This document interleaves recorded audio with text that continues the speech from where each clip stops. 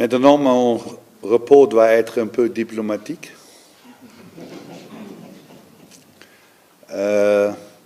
Pense tous les mots que je ne dis pas, parce que quand je dis la vérité, ça ne peut pas bon pour beaucoup de personnes.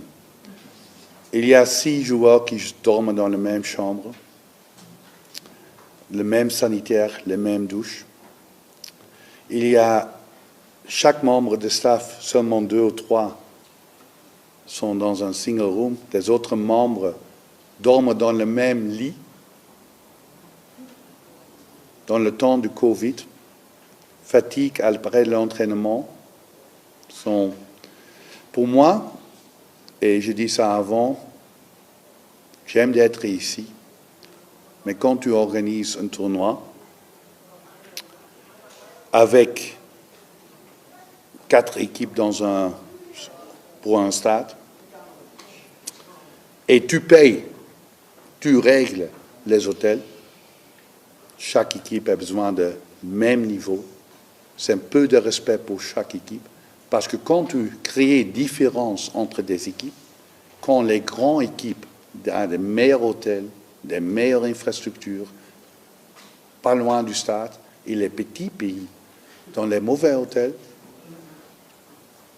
c'est favoritisme. C'est favoritisme. On est ici pour jouer aux pelouses et quand c'est Gambie qui est champion d'Afrique au Cameroun, ça doit être décidé aux pelouses, pas dans l'hôtel, pas la distance. Demain, on doit voyager 2h30 pour le stade.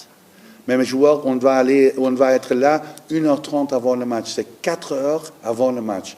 La science dit que tu dois manger 3h30 avant le match. Il n'y a pas un McDonald's pour arrêter. On ne peut pas manger le temps qu'on veut manger. Qu'est-ce qu'on doit faire? Nous sommes des professionnels. Aussi, quand nous sommes un petit pays, juste comme Malawi ou Zimbabwe, on doit être respecté. On est ici pour écrire l'histoire pour notre pays. Et j'ai des grands joueurs en Europe, mais ils ne sont pas respectés par l'organisation. Et c'est vraiment dommage. Parce que, pour moi, un match est décidé aux pelouses, au stade, et pas extraire la pelouse. Et l'hôtel, l'infrastructure qu'on a maintenant, je travaille 14 ans en Afrique, jamais vu.